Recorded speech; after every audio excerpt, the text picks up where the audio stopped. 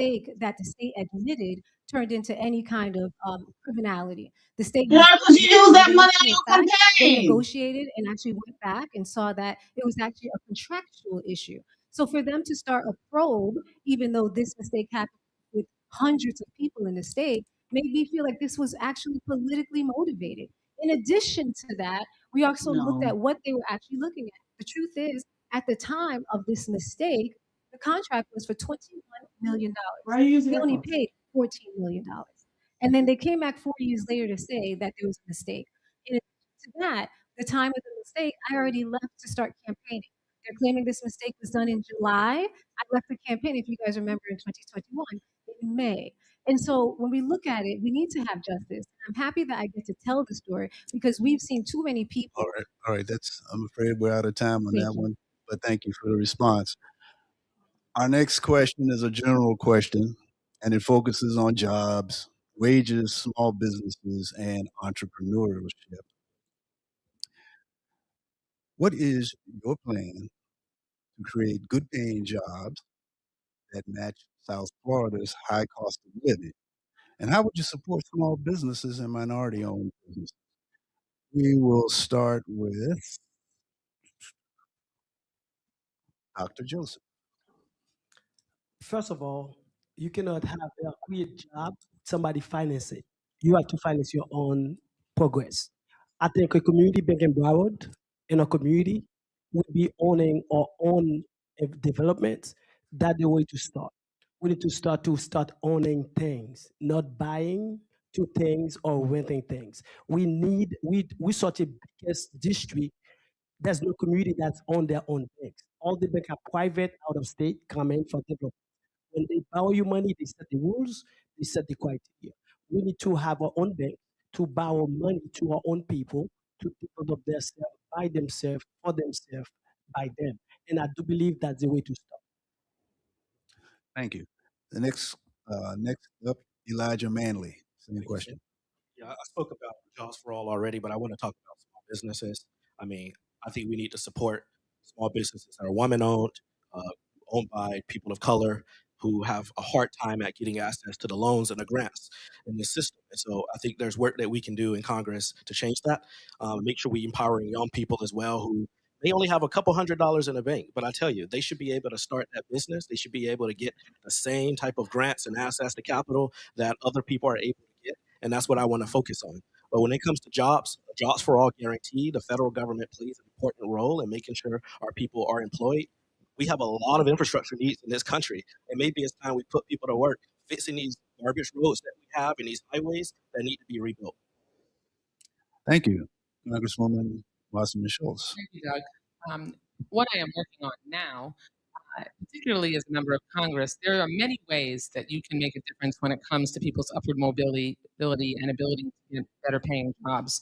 One is that every single year I host a small business workshop where I create and bring together a one-stop shop. Usually we have about 400 people attend. We put all of the small business agencies and other important organizations together so that small business owners and prospective small business owners can come and get all the information they need to be able to grow their small business.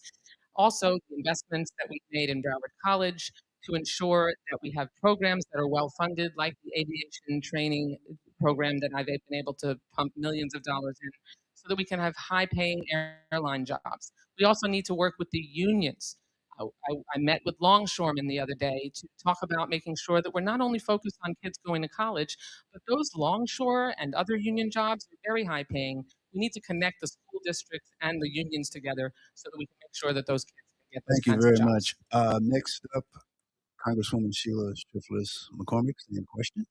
Well, thank you so much. I think the biggest thing that we have been able to do right here on CCampb is to have incubators so we can help our small businesses grow into large businesses. The reason that's why that's so important is because my family came from Haiti probably more than 60 years ago, and they came here, they opened up a business. We were in business for 34 years, and we employed more than 10,000 people in the community. And that shows you that when you help small businesses grow, they actually hire within the districts. In addition to that, we've also been linking people in our community with other opportunities internationally.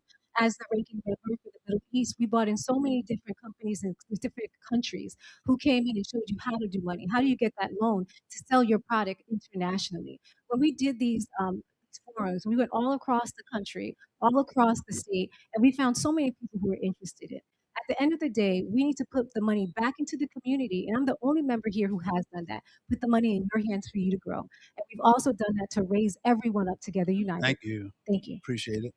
Mayor Holness, same question. That's been my strong point as a county commissioner, working to create jobs that are higher paying and also to help our small businesses. I started Florida's International Trade and Cultural Expo. FITSE.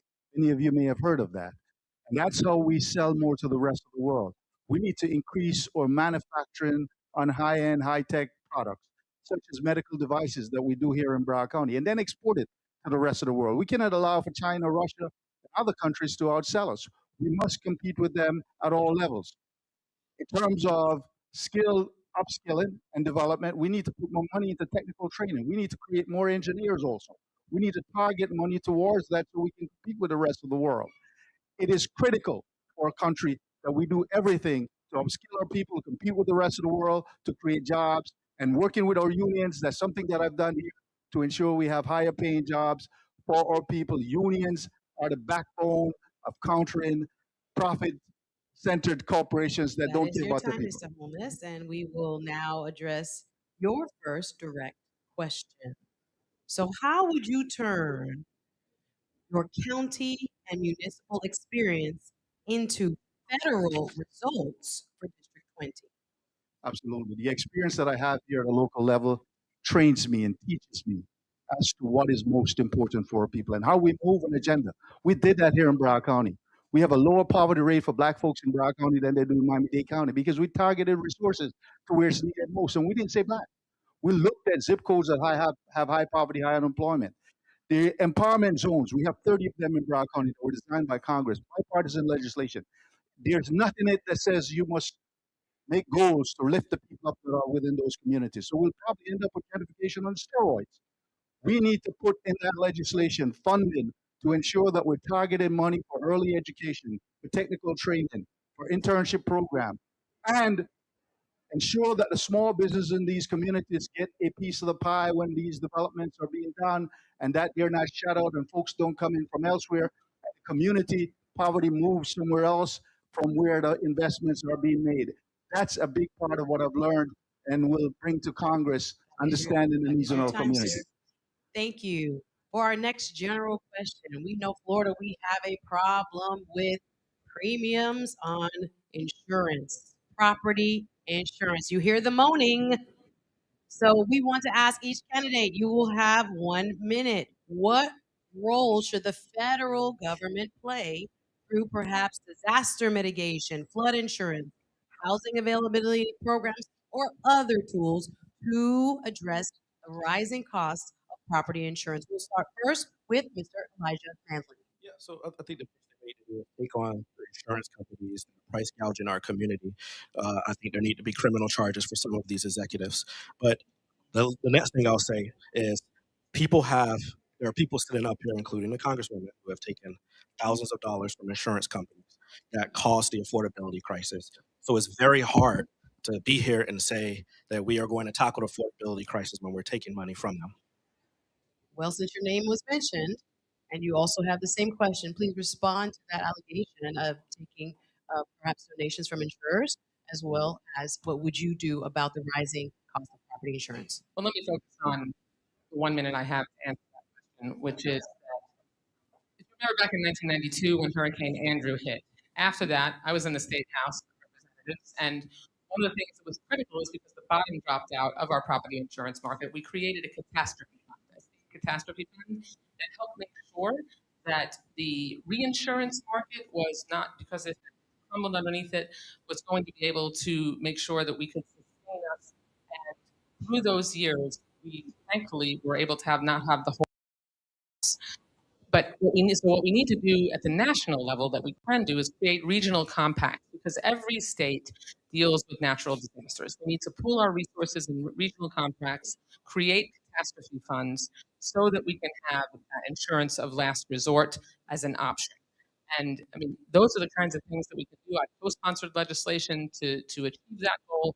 We also need to invest, as I have been able to bring home resources to raise roads, because practically speaking, we need That to is make time. sure that we can That is help time. people locally and That is not time. have flooding overrun them. Thank you, Congresswoman. No answer. Next up, please, let's maintain order. Our next response will come from former Congresswoman Sheila Sherfilus-McCormick. Well, I've co-sponsored legislation that would allow for us to have a national fund, so it's not heavy on us, and we can actually regulate it. In addition to that, I mean, we have to face the reality. As of right now, we do not have the House and we don't have the presidency. So until we can pass real legislation, we have to make sure that there is a fund so we can assist people with a stipend to pay for it until we can have real change. That's part of the biggest issue that we're having, is that we don't have control, but we're not controlless. With our appropriations, with our community funding, we could create a bucket to support you. So you're able now to apply for it if you need to pay your homeowners insurance, your disaster management, in addition to making sure that we're continuing to pay for not just our roads, but also the canals in our streets. If we need some mediations around our homes, to make sure we're doing that. And I'm proud to say that in the last 5 years that I've represented you, that has been my goal, to make sure I can alleviate some of your financial stresses when it comes to living in South Florida, especially with the anxiety of the hurricanes, which I see everybody feels. So thank you so much. Thank you. Next, we have former Commissioner and Mayor Dale B.C. Holness. The National Catastrophe Fund is critical. It's critically important. Why? Because if you took the hurricane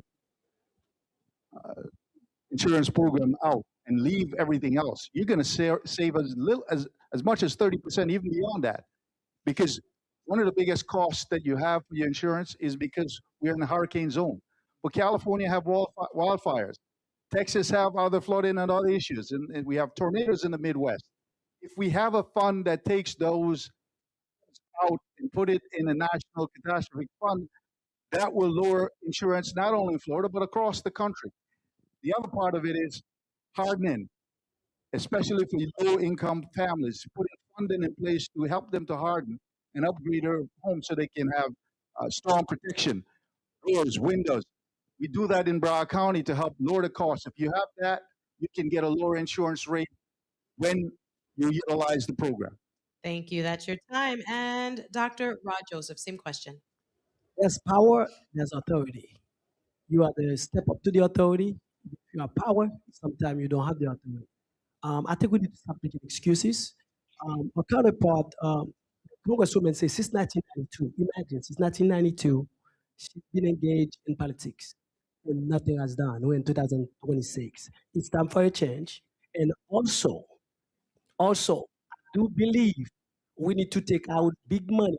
The only reason we cannot solve the insurance issue, talk is cheap, because the same candidate that here to make the law, they taking big funding from the same companies they're supposed to regulate. We need regulation, strict regulations, cut the red tape, promote small local business, and that way we can empower our own insurance company locally, and then we can regulate the other one that come to invest. Well, let's hold our applause, please. Let's hold our applause, please.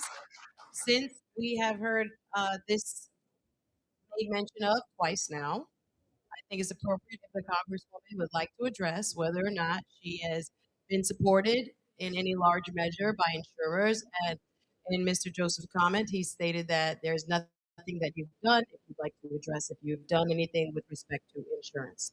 Well, I'm proud of the support that I have, across businesses as well as individuals, and I appreciate it. And I think my record speaks for itself. I've been a strong fighter over my entire career to stand up and be a voice for consumers, to push back on business and industry that take advantage of consumers. When it comes to insurance policy, I have fought.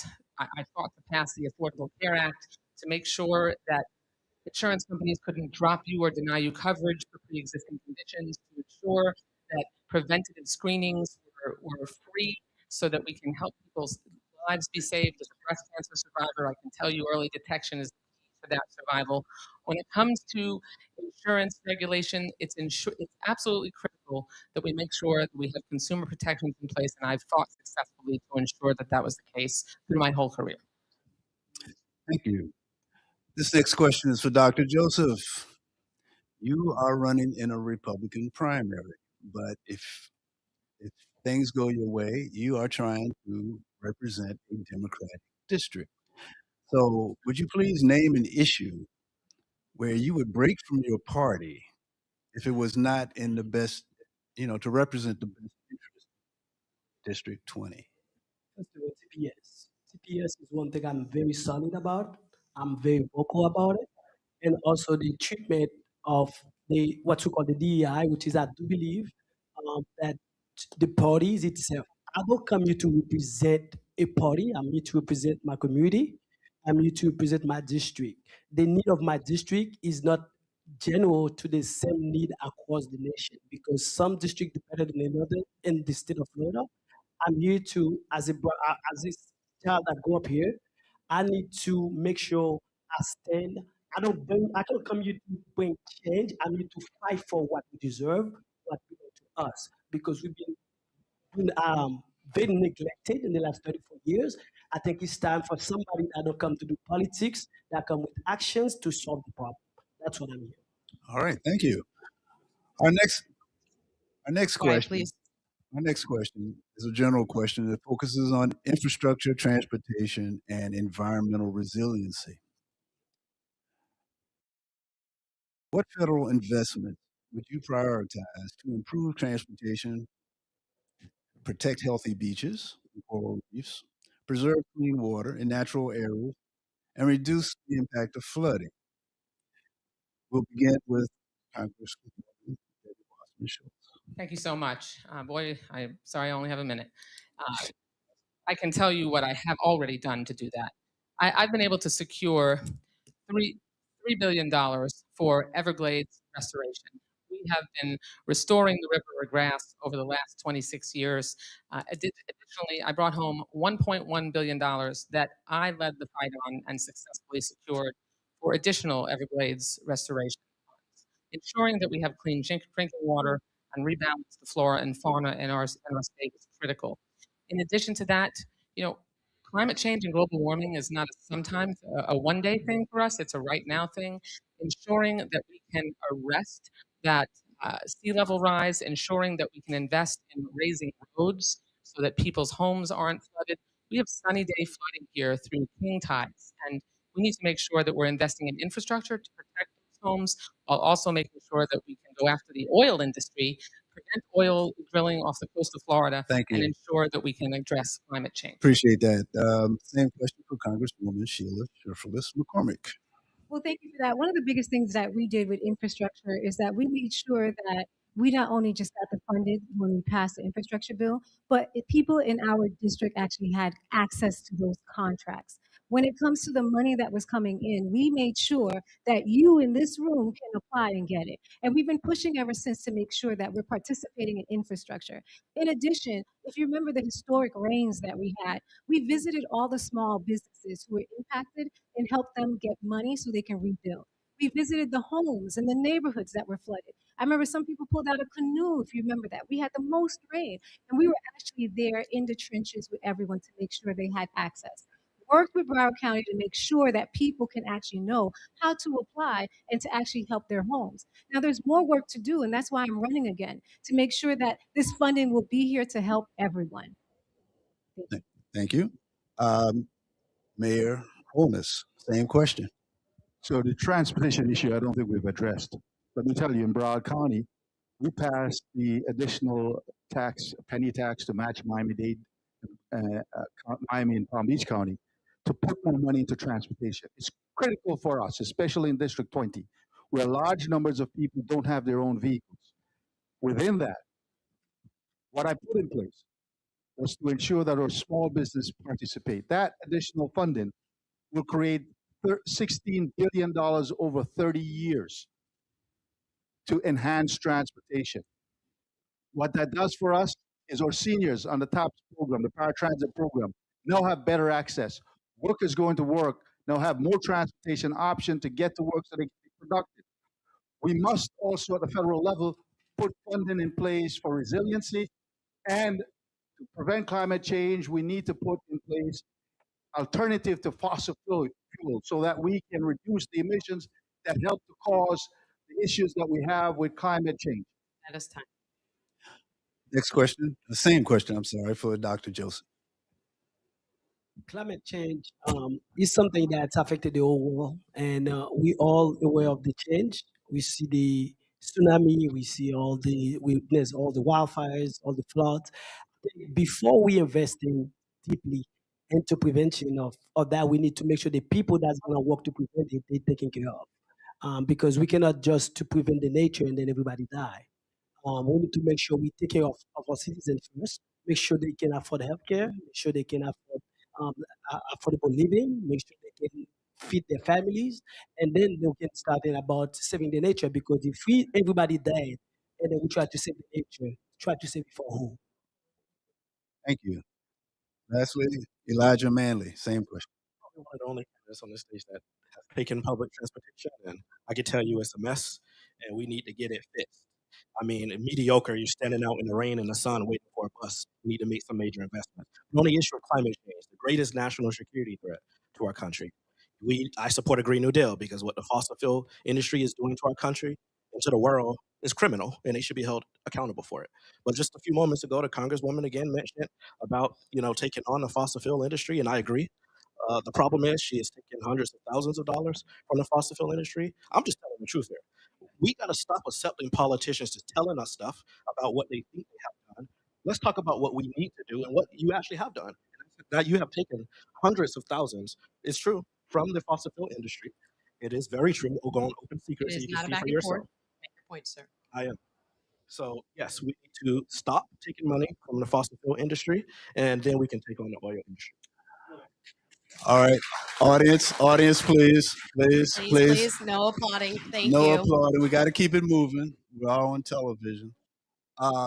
Congresswoman, seconds rebuttal. Let me tell you what I did to fight the fossil fuel industry. I passed prohibiting oil drilling in the Everglades. I passed amendments to make sure May we that have we could quiet in the ban audience, please? offshore oil drilling around the entire coast of the state of Florida. I lead the fight on banning oil drilling every single year, and I have been successful in ensuring that we can protect Florida from ever having another Deepwater Horizon spill, and ensure that we can protect our fish and our wildlife. And I have not taken fossil fuel funding. That is That is your incorrect. time. Very That true. is your time. Very true. Mr. Manley, you'll get the next direct question.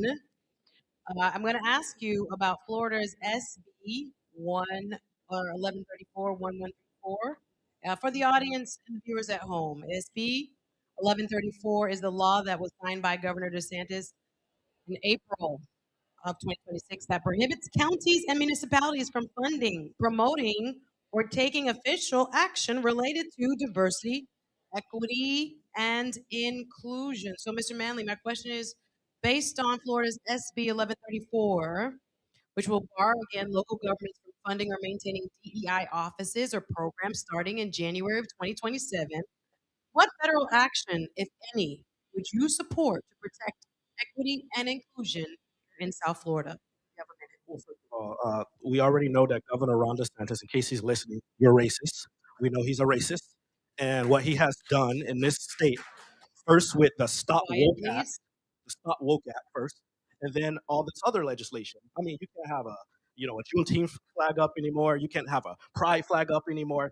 These are white supremacists we're talking about with the governor, and we got to stand up to them. And federally, we need to drag them in front of the House Oversight Committee. We need to tie federal funding up and make sure that they're not getting away with this. And I got to tell you, what the governor has done, what the state legislature has done all across this state and all across this country, with first with the racist maps, there is an attack on black people in this country, and we have to stand up against that, and we have to speak out against that. I, as a young person, every day I wake up in this country scared as a teacher because my kids are going to grow up in a world where we are losing progress. a world where black people in this country are going back, and that is not something I'm going to stand up. I'm going to Thank you, stand Mr. back Manley. and allow in this country. Thank you, Mr. Manley. Next, we're going to move on to the subject of voting rights. Next general question. Again, we know that there has been an attack in this country on democracy, so public confidence in our democratic institutions. We depend on people believing that there is fair access, right? So, what actions should Congress take to protect voting rights while maintaining election integrity and public trust? We'll start with former Congresswoman Sheila Sherfilus-McCormick. Well, the first thing we have to do is pass the Voting Rights Act. The second thing we have to do as a community, as a party, is actually speak up to when Black voices are being diluted and when Black voices are trying to be gentrified. We have to admit it and talk about it. And we see that going on right now in this district. When this district has been represented by Black members for the last, since 1992. That didn't come because it was a gift to us. It's something that as a nation we recognize the historical nature of what happened in the past. That right here in Mount Hermon, that people had to come together and talk underneath ground to talk about how they would vote, how they were tortured, how they were killed when they tried to vote, right here, a few blocks up. And so we recognize our past and we're proud of it because we're proud of the actual solution, which was creating a Black access district. And that's what we have to acknowledge. This is a Black access district. And if we erase the remedy, we're erasing the past. And that would lead us into a future that will destroy us. So everybody must talk about what is wrong at this time. Having someone come into our district That is forum time. shopping. That is time. Next, same question. Commissioner, please hold your applause. Next, same question. Former Commissioner and Mayor Dale B.C. Holness. So passing the Voting Rights Act is one step. But let's be real. Republicans don't want to see that. They don't want to see people vote because they are so tied into the wealthiest Americans that control them, that fund them, that the lesser amount of people that vote, the more they're able to control the power for their wealthy friends, giving them a trillion plus tax breaks. When Democrats take the House over, we must expand the Supreme Court to put people in place that will be working for the people, for equity, for opportunities, to open up so that America can be stronger than it is now. Because when we include everyone, when everyone has a voice and a seat at the table, we're better for it. We're a stronger nation as a result of it. We must invest in communities that have been left behind and left out to ensure that they're participating and they're living to their fullest potential, and every American will benefit from it. That is your time. Dr. Rod Joseph. I have to stand up for this one. I represent the American people. When I'm in the battlefield, I was injured in Afghanistan. I looked to my left, to my right, there was no colors. I came to the United States back from Walter Reed, I didn't have no colors. Came in here to politics. I hate when politicians playing that excuses. Republican, Democrats both have the same honors. It's the same bird with two wings.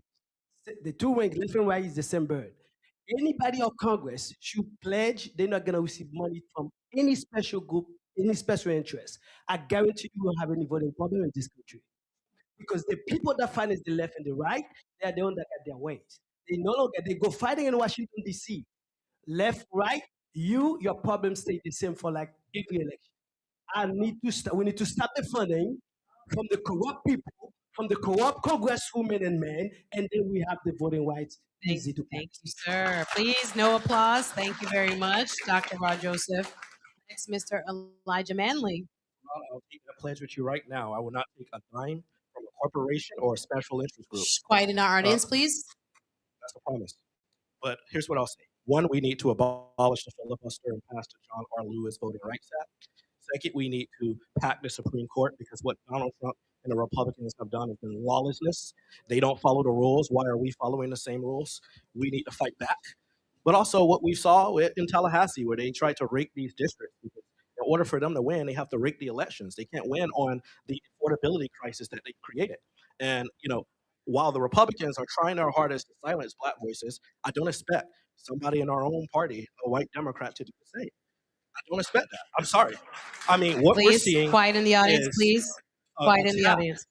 an attack, 116-year gap since Reconstruction, since we were able to get a black person sent to Congress for the first time from Florida. His name was Alcee Hastings, God bless him. And we are not going back to a time where there were no black That people in is your Congress. that We're is your not going time. back to a That is time your time, where they take sir. away our right to vote. Sir, We're going to fight back.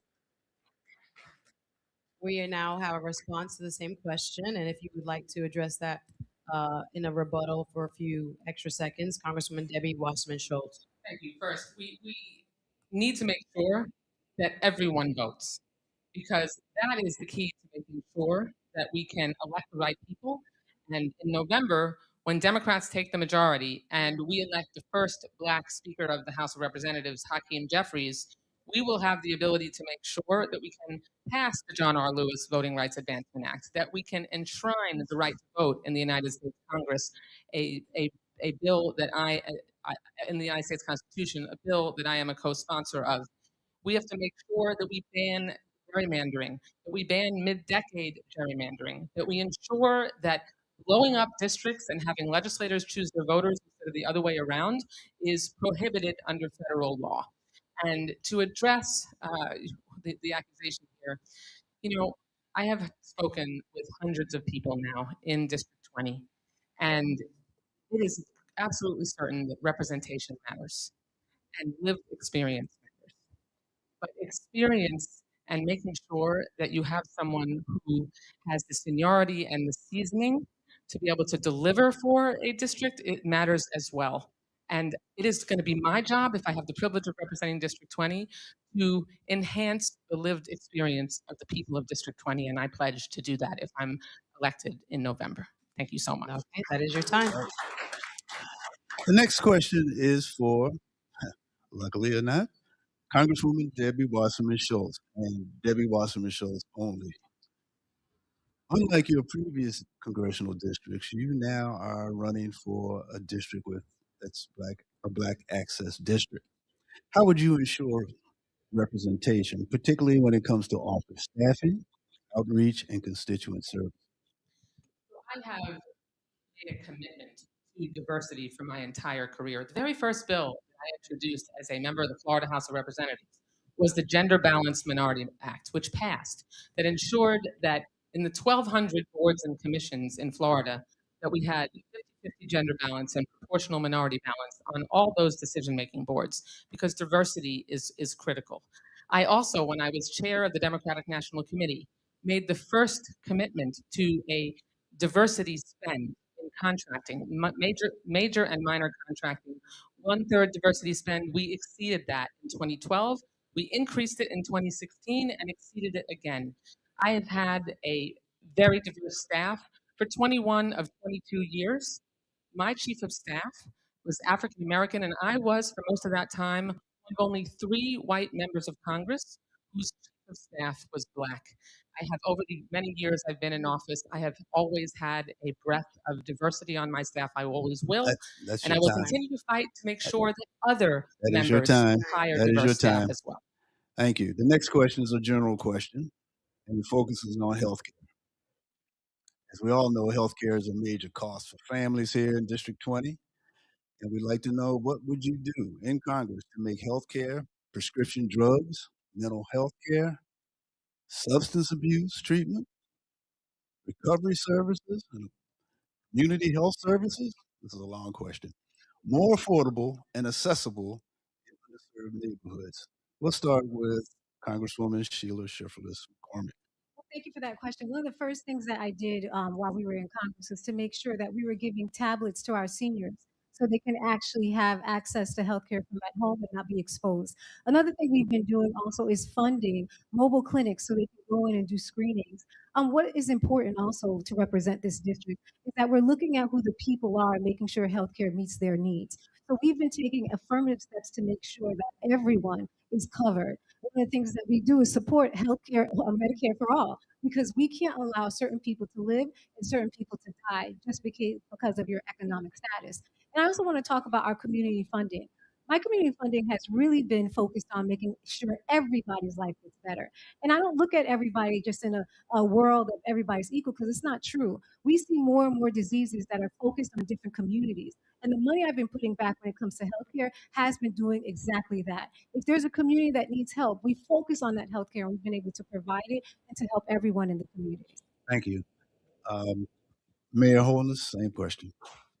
We must reverse this tax giveaway to the wealthiest Americans, where we saw this current administration cut funding for Medicare, Medicaid, cut funding to the Obamacare program, the Affordable Health Care program that protects so many people. We have more people now uninsured as a result of this ugly bill. They talk about beautiful, no, it's ugly because it takes away from those who have the greatest needs in our country.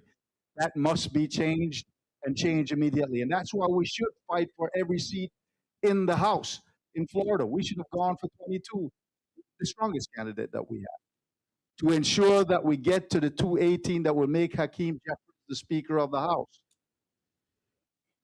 It is what we need to do. We must do. America needs the Democrats to take over because when the Democrats are in power, we look out for people and we put people first. Thank you, Mr. Mayor. No applause, please. No applause, please. Thank you. Dr. Joseph, same question.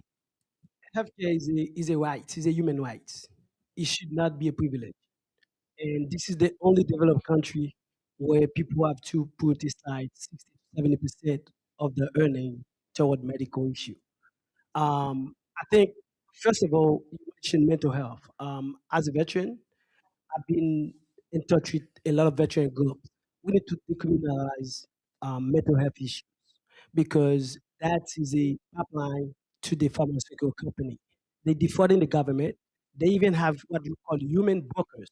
When you see the homeless veteran on the street or homeless people on the street, they took him from this city, take him to another city, charging the government, and then relapse again back. We need to make the same people that did that. Guess who they pay their money to? Member of Congress. We need to get a pledge, taking money from those people, and we solve that problem easy. Thank you, Dr. Joseph. Mr. Manley, same question.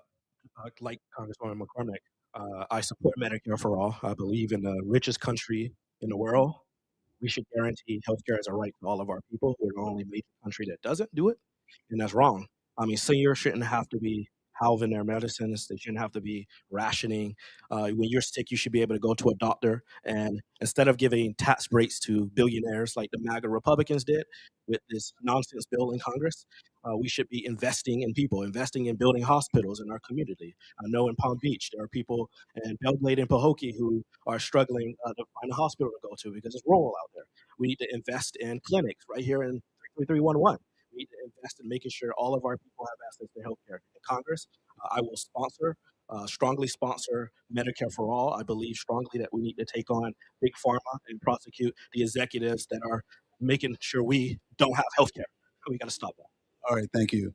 Congresswoman Wasserman-Schulz, same question. Thank you. We need to repeal the cuts from the big ugly law that passed last summer where they made the tax breaks for billionaires permanent and they let the enhanced premium tax credits that reduced Obamacare insurance policies and the tax that increased premiums and reduced those tax credits. We have to do the opposite and ensure that Obamacare policies are more affordable once again. We have to reduce the Medicaid and SNAP and Medicare cuts. We have to do things like I've done, which is pass legislation to ensure that, for example, Black women are higher risk for a deadly form of breast cancer, triple negative, but they are less likely to get breast cancer. I passed the Early Act to ensure that we have funding to target women who are at higher risk, to make sure we invest in their awareness, as well as grant funding to ensure that they can get the care that they need. I also passed the Alcee Hastings Advanced Cancer Screening Act to ensure that we have $45 million going to enhance cancer screening for underserved communities. Thank you, Congresswoman. We're going to go to another general question. Pivoting now to our youth, our future, education, and workforce readiness. 1 minute for each of you. Many students in our district attend underfunded schools or face barriers to higher education and career access.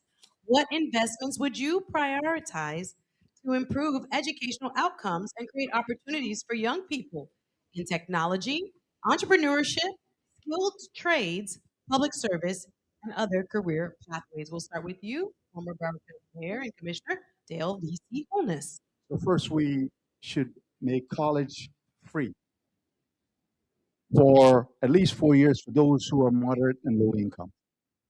Free technical training for those who are moderate income and low income. We must also put in place more funding through the child tax credit to ensure that families can invest in their children early, that we have more early learning centers. Because my sister, who is an early learning educator, tells me if we do it, we can enhance the output and the performance of our people in the long run. We ought to be investing more there than investing in prisons, not looking at third grade achievement and then building more prisons, but investing early enough to fund the future of our country, our children. It is critical that we do that. We need to pay our teachers more money also. And back to the other question, Medicare for all must ensure that we have health care for everyone. Time, Mr. Holness. Thank you. Dr. Rod Joseph. Discussion go back to affordability. If you spend and the children, the parents working 2 jobs, spend only 1-2 hours a day with the children, that's a bad investment.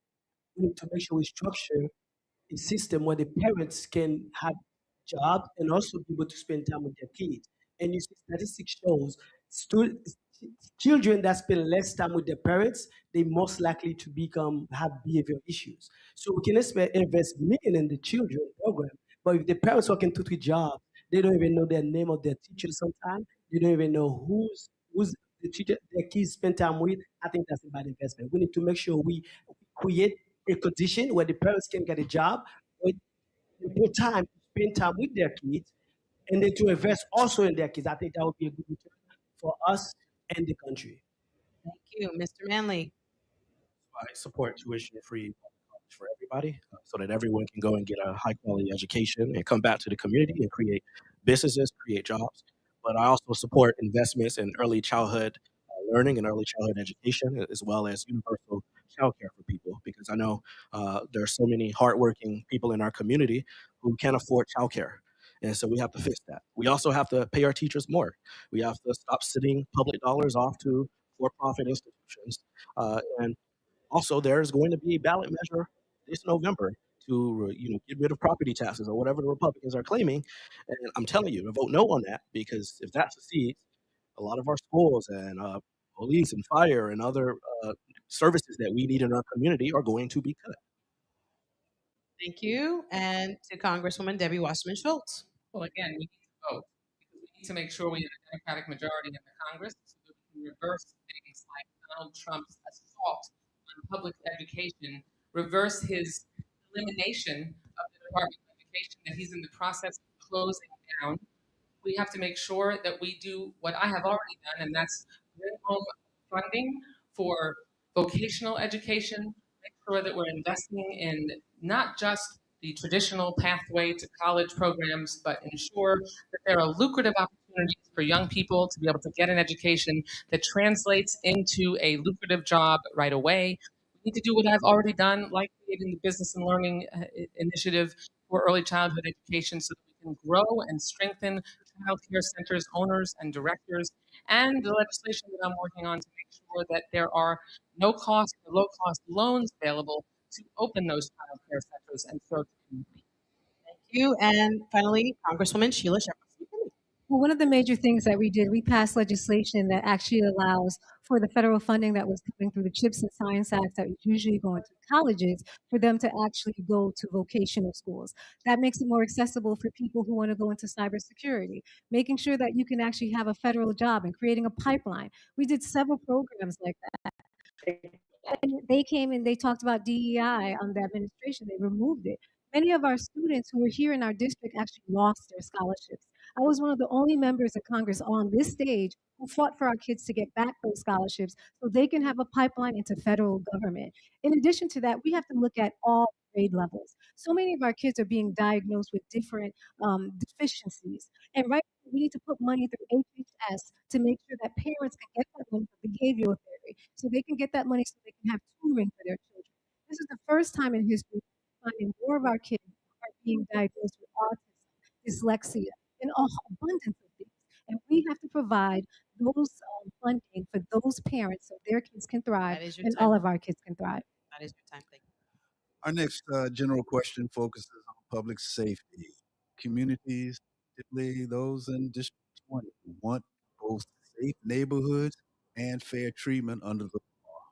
So, how would you balance public safety, police accountability, criminal justice reform, and what specific actions would you support to reduce gun violence? Let's start with you, Dr. Joseph.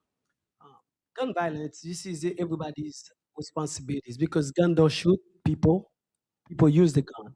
If you look at Broward statistics, almost 70% of people that's incarcerated in Broward, they non-residential. There's a program they're using with the state where they use Broward as a holdover for other inmates across the state. So when you look at the numbers from Broward, it's not tally to the statistics from rates for Broward County or the district because we have people from Jacksonville from everywhere in there. But what we can do is community service because we need to start having our police officers to engage more with the community.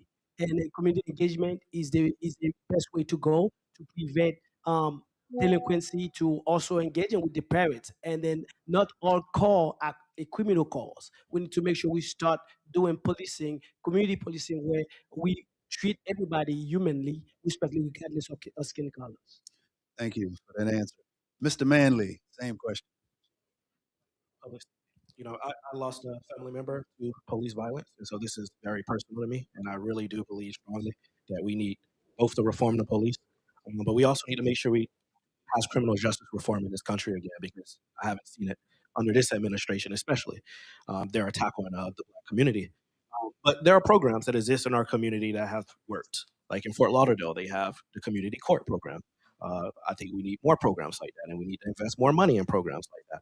But we also need to stop building private prisons in our country and sending our people off to private prisons in the country as well. So I'm looking forward to the opportunity to invest and to introduce legislation on criminal justice reform because this is an issue that is personal to our community, personal to me, and I don't think it gets talked about a lot in Congress, and that's because we're seeing decimation of the Black caucus, the conscience of Congress, and we need more Black members of Congress to keep us focused on this issue. Thank you. Congresswoman Wasserman-Schulz, same I'll question. talk about what I've already done with the late Congressman Alcee Hastings, who was my mentor.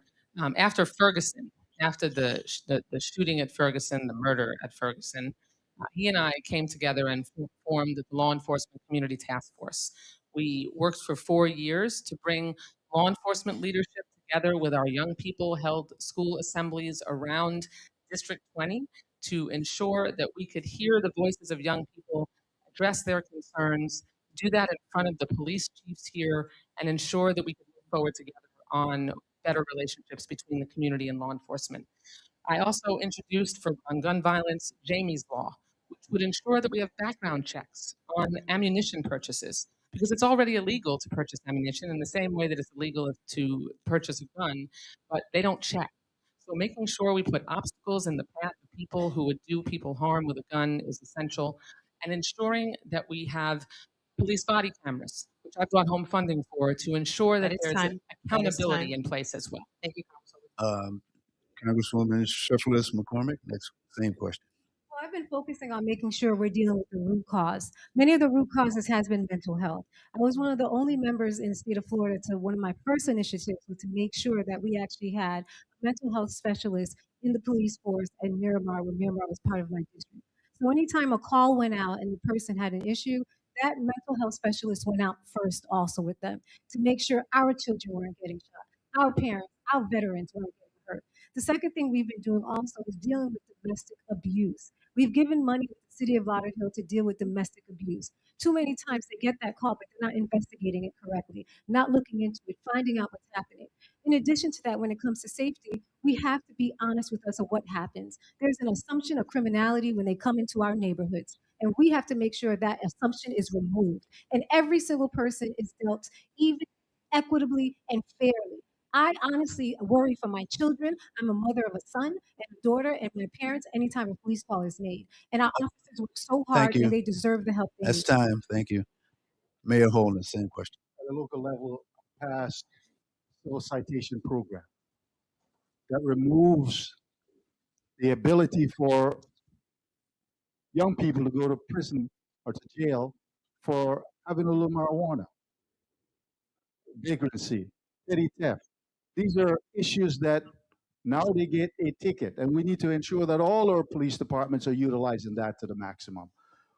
Let's look at Obama's research at best police practices and, and ensure we're funding it at the federal level to the local governments to put that in place. Use the money as incentive for them to do what's right in our community.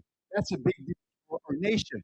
When we incarcerate so many of our people, we're reducing their productivity and the ability to live to their fullest potential. All of us suffer from it, not just minority communities. Every community suffers as a result of us not being able to have people live to their fullest potential.